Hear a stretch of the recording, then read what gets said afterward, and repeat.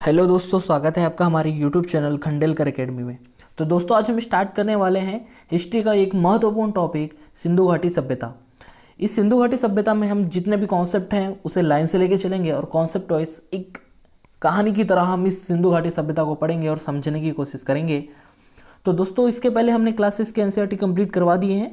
आप उसे हमारे चैनल के प्लेलिस्ट में जाकर देख सकते हैं और स्टडी कर सकते हैं। तो दोस्तों, आइए हम स्टार्ट करते हैं आज का हमारा टॉपिक, सिंधु घाटी सभ्यता। तो दोस्तों, मैं अंकित टेमरे आपके लेके आया हूँ आज का हमारा टॉपिक, सिंधु घाटी सभ्यता। तो सबसे पहले इस टॉपिक में हम कवर करेंगे सिंधु घाटी सभ्यता का जो प्रारंभिक समय था उससे। तो दोस्तों, सिंधु घाटी सभ्यता, सबसे पहले जानते हैं सिंधु घाटी सभ्यता कब की है। ये लगभग आज से, वर्तमान से लगभग 5000 साल पहले की है। इस सभ्यता बहुत विकसित सभ्यता थी ये, जो वर्तमान में कुछ साल पहले ही, मान लें कि हम 18वीं शताब्दी समझ लें या 17वीं, ठीक है। इन शताब्दी के समय जैसी स्थिति थी, कहा जाए तो एक रूरल या ग्रामीण क्षेत्र की बात करें, उस समय की जैसी स्थिति थी उससे कई गुना ज़्यादा अच्छी स्थिति आज से 5000 साल पहले सिंधु घाटी सभ्यता के समय में थी। तो जो प्राचीन काल का जो समय है, ये लगभग 2400 ईसा पूर्व से 1200 ईस्वी तक माना जाता है। और सिंधु घाटी सभ्यता का जो समय है ना, यह समय लगभग 2350 से 1750। देखिए दोस्तों, हमारी विकिपीडिया के अनुसार 2550 ईसा पूर्व माना गया है, लेकिन एनसीईआरटी जो कहती है वो कहती है कि 2350 ईसा पूर्व से 1750 ईसा पूर्व तक हड़प्पा सभ्यता का समय चला। इसमें जो समय, इस समय की बात आती है, अब कैसे खोजा गया इसे, शुरुआती समय की बात करते हैं। सबसे प्रारंभिक समय की बात करें, 1826 की बात थी। चार्ल्स मैसन नाम का एक व्यक्ति था। उस व्यक्ति ने, हड़प्पा नामक एक गांव था जो वर्तमान में पाकिस्तान में स्थित है, इस गांव में चार्ल्स मैसन ने देखा कि कुछ लोग हैं जो यहाँ से मिट्टियों से ईंट निकाल कर अपने घर बना रहे हैं। जो ईंट जो है बहुत पक्की मिट्टी की बनी हुई है ना। इससे घर बहुत मजबूत बनते हैं और उसे कुछ लोग भगवान की देन भी मानने लगे। वहाँ के जो गांव देहात के जो क्षेत्र के लोग थे, उसे भगवान की देन मानने लगे, पूजने वाली बात चलने लगी। ये बात फैलते गई और चार्ल्स मैसन को ऐसे पता लगा, लेकिन चार्ल्स मैसन ने भी इसे इग्नोर कर दिया, उनने उतना ध्यान नहीं दिया। फिर उसे कुछ समय पश्चात, लगभग हम जानते हैं कि 1853 से 1856 के बीच में पहली बार ट्रेन, भारत में पहली बार ट्रेन चली थी। कब? मुंबई से ठाणे की ओर, ठीक है, मुंबई से ठाणे चली थी और लगभग याद रखेंगे 34 किलोमीटर चली थी, ठीक है। इस समय जब ट्रेन की पटरियां बिछाई जा रही थी, तो इसी समय की बात है, जो हड़प्पा सभ्यता की खोज की समय की बात कर रहे हैं हम। जब 1853 से 1856 के बीच में रेलवे लाइन बिछाई जा रही थी, तो उसके जो सुपरवाइज़र थे, या कहा जाए तो उस समय के जो नेतृत्वकर्ता थे, जब रेलवे लाइन बिछाई जा रही थी, तो बिछाते समय क्या हुआ कि उनको पता चला कि इसको, जो उनके वहाँ के सुपरवाइज़र कहे कनिंघम, है ना, इसको पता चला कि वहाँ पर कुछ लोग हैं जिन वहाँ से ईंट खोद खोद के ले जा रहे हैं, है ना, जो पक्की पक्की ईंटें हैं, है ना। ऐसा पता चला किसी कनिंघम को। तो इसके ही नेतृत्व में दो भाई थे, ब्रंटन बंधु जिन्हें कहा जाता है, ऐसे दो भाई थे। इनने बहुत लाइटली लिए, देखो कनिंघम ने तो इग्नोर कर दिया, उसके नेतृत्व में गए दो भाई ब्रंटन बंधु, ठीक है। ब्रंटन बंधु वहाँ पे गए, उन्होंने देखा कि यहाँ पे कुछ तो अजीब हो रहा है, यहाँ पे कुछ तो डिफरेंट है, यहाँ पे कुछ तो अजीब लगा। उन्हें लगा कि कुछ पुरानी सभ्यता हो सकती है, अब कुछ तो पुराना है, ठीक है। उसके बाद क्या हुआ, 1861 की हम बात करते हैं। अब ध्यान देंगे, 1861 में भारतीय पुरातात्विक विभाग की क्या की स्थापना की गई, किसके द्वारा? अलेक्जेंडर कनिंघम के द्वारा, ठीक है। इसके बाद क्या हुआ, इसके जो महानिदेशक चुने गए, उनका नाम बता रहे हैं आपको, जॉन मार्शल। इनके जो महानिदेशक थे भारतीय पुरातात्विक विभाग के, ठीक है, उन्होंने इसे बहुत लाइटली लिया और लाइटली लेने के बाद इन्होंने अपनी अधिकारियों की टुकड़ी वहाँ भेजी, है ना, अधिकारियों को वहाँ भेजा और थोड़ा जांच पड़ताल करने के लिए भेजा, ठीक है। तो लगभग जांच पड़ताल करने के कुछ समय बाद हड़प्पा नामक इस गांव में 1921 में दयाराम साहनी ने इसकी खोज की, इसके बारे में अच्छी जानकारियाँ प्राप्त की, ठीक है।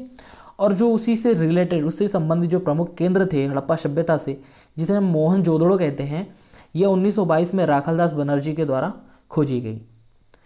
लगभग अब जानते हैं कि लगभग 1947 हमारे जो देश के आज़ादी के समय आते आते लगभग 40 क्षेत्र खोदे जा चुके थे। लेकिन यह जो सिलसिला है यहीं पे नहीं थमा।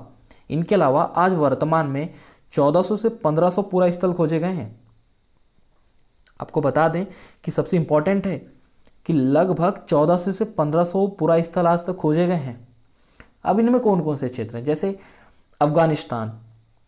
अफगानिस्तान में 2 ऐसे क्षेत्र खोदे गए हैं जो पुरातात्विक स्थल हैं। पाकिस्तान में 475, भारत में 925 ऐसे क्षेत्र, प्रमुख क्षेत्र खोदे गए हैं, है ना। देखिए भारत में अत्यधिक पुरा स्थल कहाँ खोजे गए हैं, यह स्थल गुजरात में खोजे गए हैं। देखिए इनमें प्रमुख केंद्र कौन कौन से थे जहाँ पे ये पुरा स्थल खोजे गए भारत में ही, ये थे हमारे जम्मू कश्मीर, ठीक है। नीचे आ जाएंगे अपने हरियाणा, उसके बाद गुजरात, उसके बाद पंजाब, महाराष्ट्र। ये जो ऐसे प्रमुख 5 क्षेत्र थे, इनमें सबसे ज़्यादा खोजे गए हैं अपने गुजरात में, ठीक है। अब बात आती कि इसे हड़प्पा सभ्यता, सिंधु घाटी सभ्यता, सरस्वती सभ्यता और एक सभ्यता है जो एंडिंग में आपको बताएंगे कि क्यों कहा जाता है। पहले जान लेते हैं कि इसे हड़प्पा सभ्यता क्यों कहा गया। हड़प्पा सभ्यता इसलिए कहा गया क्योंकि ये जो सभ्यता थी, हड़प्पा नामक गांव में, एक गांव था हड़प्पा जो वर्तमान में पाकिस्तान में स्थित है। इस गांव में इस स्थान पर खोदी गई, इसलिए इसे हड़प्पा सभ्यता कहा गया। लेकिन सिंधु घाटी सभ्यता क्यों कहा गया, क्योंकि यह जो सभ्यता है उनका जो उद्गम हुआ था यह सिंधु नदी के किनारे में हुआ था। अब ध्यान रखेंगे, और सरस्वती नदी के किनारे भी हुआ था, लेकिन ऐसी कंडीशन थी। अब इसे समझने की कोशिश करेंगे। देखिए शुरुआत में क्या हुआ, कुछ नाम मात्र के जो साक्ष्य थे सरस्वती नदी के किनारे थे, कुछ नाम मात्र के साक्ष्य गंगा नदी के किनारे थे, ठीक है। लेकिन उस समय क्या हुआ, शुरुआती समय में अधिक मात्रा में सिंधु नदी के सामने मिलने लगे। इससे क्या हुआ, अधिक मात्रा में सिंधु नदी के किनारे मिले तो वहाँ के लोग कहने लगे ये सिंधु घाटी सभ्यता है, ठीक है। लेकिन क्या हुआ, वक्त के साथ थोड़ा समय और आगे बढ़ा, लेकिन सिंधु घाटी से ज़्यादा सब स्थान जो थे पुरातात्विक स्थल वो सरस्वती नदी के किनारे। वर्तमान में तो यह लुप्त हो चुकी है, लेकिन उस समय जो हरियाणा की सबसे प्रमुख नदियों या कहें तो हमारे भारत देश की सबसे पूजनीय नदी थी सरस्वती नदी, ठीक है। क्या हुआ उस समय कि देखिए शुरुआती समय में ऐसा हुआ कि सिंधु घाटी सभ्यता में अधिक मात्रा में स्थल मिले, सरस्वती नदी में थोड़ी कम मात्रा में, गंगा नदी में थोड़े कम, लेकिन सबसे अधिक कब मिले, सिंधु घाटी सभ्यता, सिंधु नदी के किनारे सबसे ज़्यादा मिले। इसलिए उस समय के लोग क्या कहने लगे, उस क्षेत्र के लोग कहने लगे कि यह सिंधु घाटी सभ्यता है। लेकिन क्या हुआ, कुछ समय बीता, लेकिन सिंधु और गंगा नदी के किनारे की अपेक्षा सरस्वती नदी के किनारे सबसे ज़्यादा पुरातात्विक स्थल खोजे गए। इसलिए वहाँ के लोग इसे विशेष तौर पर इसे सिंधु घाटी सभ्यता भी कहने लगे, सरस्वती सभ्यता भी कहने लगे, ठीक है। यह था महत्वपूर्ण बात कि इसे हड़प्पा सभ्यता क्यों कहा जाता है, सिंधु घाटी सभ्यता क्यों कहा जाता है और सरस्वती सभ्यता क्यों कहा जाता है, ठीक है। आगे बढ़ते हैं। आगे हम देखेंगे कि इसका जो क्षेत्र था कहाँ कहाँ फैला हुआ था, कौन कौन से विशेष क्षेत्रों में इसका कहा जाए तो प्रमुख स्थान जो कह सकते हैं हम। देखिए जम्मू कश्मीर की बात करें तो वहाँ के मांडा से लेकर अफगानिस्तान के बलूचिस्तान के सूतका गेडोर, एक स्थान है सूतका गेडोर, वहाँ से लेकर फिर महाराष्ट्र के दैमाबाद और यूपी के आलमगीर, इतने क्षेत्र में फैला हुआ था, ठीक है। कहा जाता है एक त्रिकोण तरह की आकृति आप देख सकते हैं, ठीक है। एक तरह की त्रिकोण तरह की आकृति है यहाँ पर, देखिए ये विशेष एक क्षेत्र था, यहाँ पे फैला हुआ था। अगर इसकी लंबाई की हम बात करते हैं तो लगभग 1400 किलोमीटर है, और चौड़ाई की बात करें तो लगभग 1600 किलोमीटर है। देखिए यह क्षेत्र ऐसा नहीं है कि यह समतली क्षेत्र में, नहीं, यह तटवर्ती क्षेत्र में भी इसका फैलाव था। देखिए लगभग ये 1300 किलोमीटर में इसका तटवर्ती जो क्षेत्र था इस सभ्यता के अंतर्गत मापा जाता है, ठीक है। आगे बढ़ेंगे हम। आगे अगर हम बात करते हैं हड़प्पा सभ्यता की, देखिए हड़प्पा सभ्यता में सबसे प्रमुख 2 बातें हैं, एक थी नगर नियोजन और एक जल निकास प्रणाली, ठीक है। नगर नियोजन मतलब जो उस समय की नगर नियोजन जो व्यवस्था थी सबसे सुदृढ़ मानी जाती थी, और जल निकास व्यवस्था तो और भी मस्त थी, बहुत अच्छी फैसिलिटी के साथ, बहुत अच्छा उसका निकास था, ठीक है। उसे भी समझने की कोशिश करेंगे। देखिए जो हड़प्पा सभ्यता में जिस प्रकार से नगर थे, है ना, उनके नियोजन की जो व्यवस्था थी ये 2 हिस्सों में बटी हुई थी, एक पूर्वी भाग था, एक पश्चिमी भाग था। अब बात करते हैं पूर्वी भाग की, ठीक है। पूर्वी भाग ऐसा भाग होता था जो कि कह सकते हैं हम कि यह जो भाग था यह विशाल बड़ा था, और सबसे बड़ी बात थी कि इसमें कोई सुरक्षा प्राचीर नहीं थी, है ना, किसी प्रकार की दीवारें ज़्यादा कुछ नहीं थी। और ये जो क्षेत्र था इसे हम शहरी भाग भी कह सकते हैं, शहरी क्षेत्र भी कह सकते हैं। लेकिन अगर हम पश्चिमी भाग की बात करें, पश्चिमी भाग वह भाग था जो जहाँ पर पूरा जो हमारे पुरोहित लोग हैं, जो अमीर घर के लोग हैं, या कहें तो जो राजा लोग हुआ करते थे उस समय के, जो कह सकते हैं हम जो रईस अमीर लोग थे, वो लोग पश्चिमी भाग में, पश्चिमी क्षेत्र में रहा करते थे।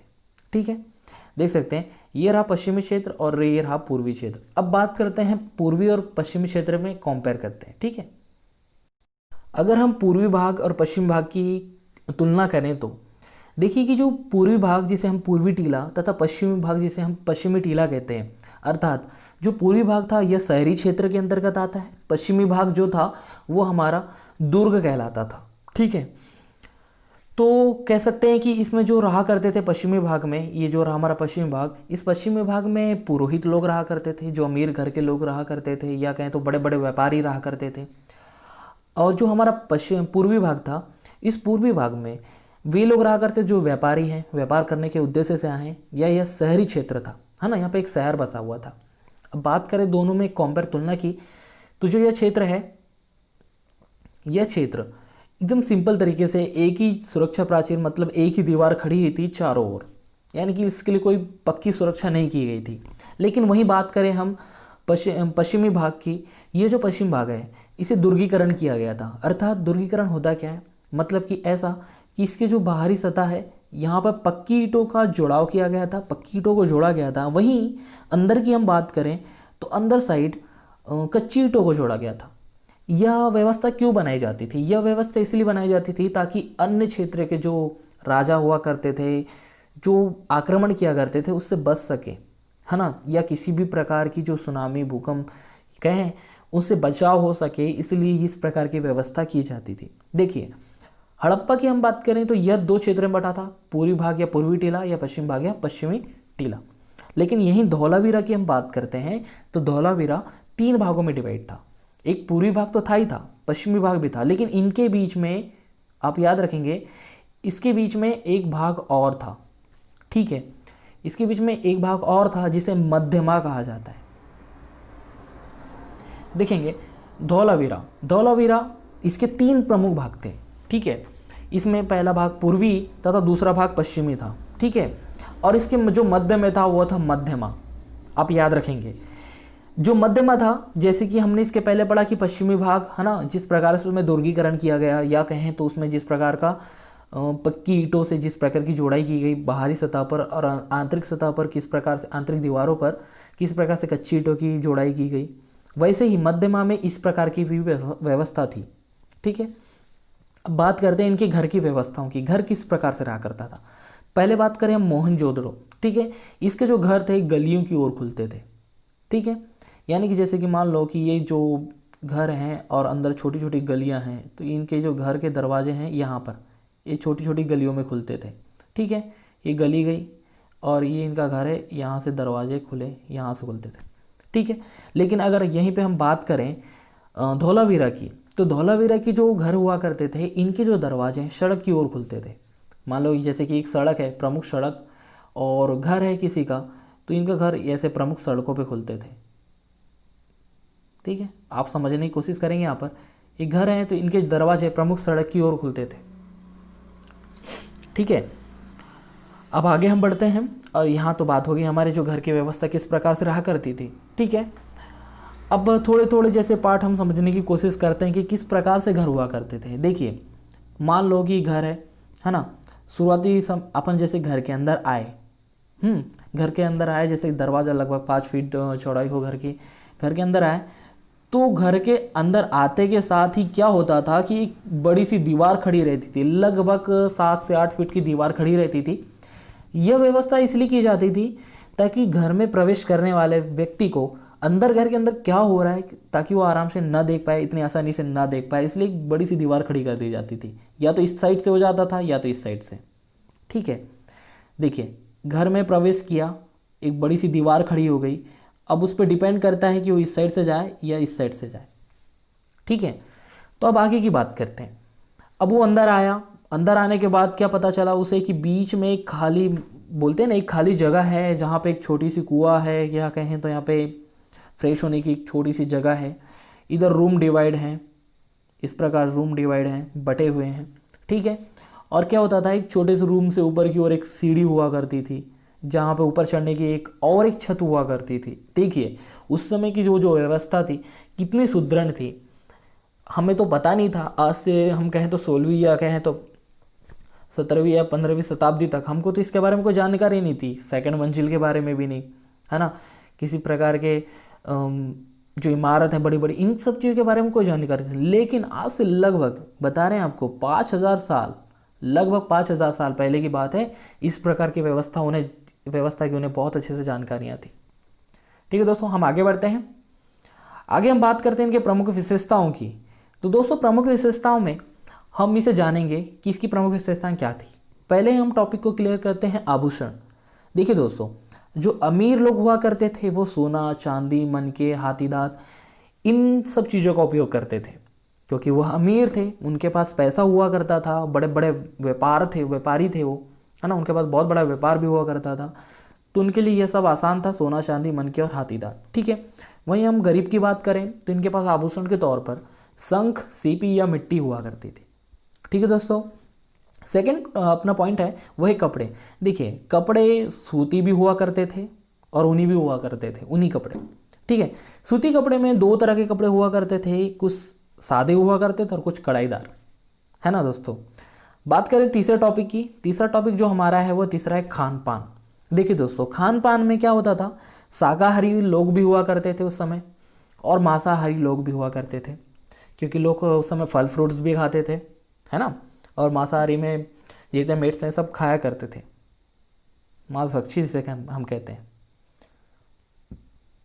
अब बात करें प्रमुख फसलों की, तो प्रमुख फसलों के अंतर्गत गेहूं, जौ, तरबूज, खरबूजा, राई, सरसों, तिल और कपास, इन सब चीज़ों की खेती की जाती थी। तो इसमें जो प्रमुख है हमारा कपास। क्यों? क्योंकि कपास जो है ना, विदेशी इसे सिंडोम कहा करते थे, इसीलिए विदेशी लोग इसे सिंडोम सभ्यता भी कहते हैं, क्योंकि उस समय के जो विदेशी हुआ करते थे वो सबसे ज़्यादा आयात करते थे, किसका? कपास का, सबसे ज़्यादा कपास को खरीदते थे, ठीक है। और कपास की अत्यधिक मात्रा यहीं से हमें प्राप्त होती थी, इसी सभ्यता से, है ना। इस समय के जो लोग हुआ करते थे यह अत्यधिक कपास का उत्पादन करते थे और विदेशियों को बेचते थे, इसलिए विदेशियों ने इसे सिंडोम सभ्यता भी कहा। ठीक है दोस्तों, आगे बढ़ते हैं। आगे हम जानते हैं हड़प्पा सभ्यता के प्रमुख केंद्रों के बारे में। तो बात करें हड़प्पा सभ्यता के प्रमुख केंद्रों की, तो देखिए दोस्तों प्रॉब्लम तो आती रहती है, वैसे कुछ इशू आ गया था बीच में। तो हम बात करें हड़प्पा सभ्यता के प्रमुख केंद्रों की, तो हड़प्पा सभ्यता में सबसे प्रारंभिक बात करें हम, हड़प्पा सभ्यता, ये जो सभ्यता थी, हड़प्पा स्थान जो था, यह रावी नदी के बाईं ओर स्थित था। आप याद रखेंगे जो हड़प्पा नामक स्थान है ये रावी नदी के बाईं ओर स्थित है, और यहाँ से हमें पशु, जो एक सिंह वाला जो पशु है उसकी मूर्ति या उसकी एक अंश हमें प्राप्त हुआ है, और यहाँ पे अन्नागार और कब्रिस्तान के भी साक्ष्य मिले हैं। ठीक है दोस्तों, हम फर्स्ट पॉइंट में लेंगे मोहनजोदड़ो। यह जो है ये सिंधु नदी के दाईं ओर स्थित है, ठीक है, यह जो स्थान है वो, और इससे हमें पशुपतिनाथ की मूर्ति प्राप्त हुई है, नर्तकी की मूर्ति प्राप्त हुई है, विशाल स्नानागार भी प्राप्त हुआ है ना। यह तो ये जानते ही हो आप कि विशाल स्नानागार हमें कहाँ से प्राप्त हुआ? मोहनजोदड़ो से। हम सेकंड पॉइंट में लेंगे चनोदड़ो। देखिए इसके जो जो खोज करता थे उनका नाम था एनजी मजुमदार, ठीक है दोस्तों। इससे हमें क्या प्राप्त हुआ?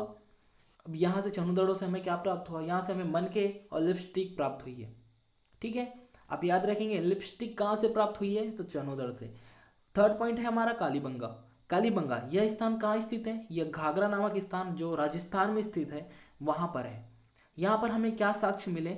यहाँ पर हमें साक्ष्य मिले हैं जुते हुए खेत, पक्की मिट्टी के हल जो हमें प्राप्त हुए, ठीक है दोस्तों। आगे हम बात करें रंगपुर की। रंगपुर में हमें धान की भूसी और गेहूं प्राप्त हुए।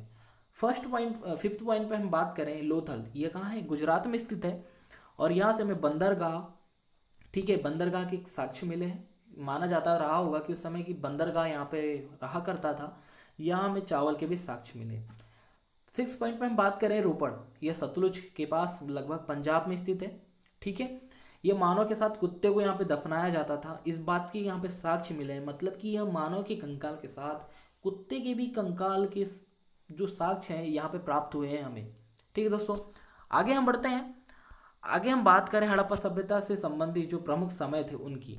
देखिए दोस्तों, अब बात आती है प्रमुख समय की, जिसमें से क्वेश्चन सबसे ज़्यादा इंपॉर्टेंट है और इसमें से क्वेश्चन बनते भी हैं। ठीक है, फर्स्ट पॉइंट पे हम लेंगे 1826 की, जब इस हड़प्पा सभ्यता की शुरुआती समय की। 1826 में चार्ल्स मेसन ने इस सभ्यता के शुरुआती समय को जाना। ठीक है, उसके बाद 1853 से 1856 में भारत में पहली बार ट्रेन चली। वो कब, कहाँ से कहाँ, मुंबई से ठाणे की ओर। कितनी किलोमीटर की बात आती है, तो 34 किलोमीटर। क्वेश्चन बनता है यहाँ में से। थर्ड पॉइंट पे आते हैं 1861। 1861 में भारतीय पुरातात्विक विभाग की क्या की गई, स्थापना की गई। किसके द्वारा, अलेक्जेंडर कनिंघम के द्वारा। ठीक है, और इसके जो महानिदेशक चुने गए वो थे जॉन मार्शल। ठीक है दोस्तों, और इनकी जो टुकड़ी थी, इनके जो अधिकारी थे वहाँ पर गए थे और फिर 1921 में हड़प्पा सभ्यता की खोज की गई। किसके द्वारा, आपको पता है। वहीं 1922 में मोहनजोदड़ो की भी खोज की गई। और ऐसे ही लगभग 1947 आते तक लगभग 40 पुरातात्विक स्थल ऐसे खोजे जा चुके थे और वर्तमान में 1400 से 1500 पुरातात्विक स्थल खोजे जा चुके हैं। ठीक है दोस्तों, तो दोस्तों हमारे चैनल में, हमारे इस वीडियो में आपको कैसा लगा, आप हमें कमेंट में ज़रूर बताइए। और साथ ही साथ like and share and subscribe करना बिल्कुल भी ना भूलें। धन्यवाद।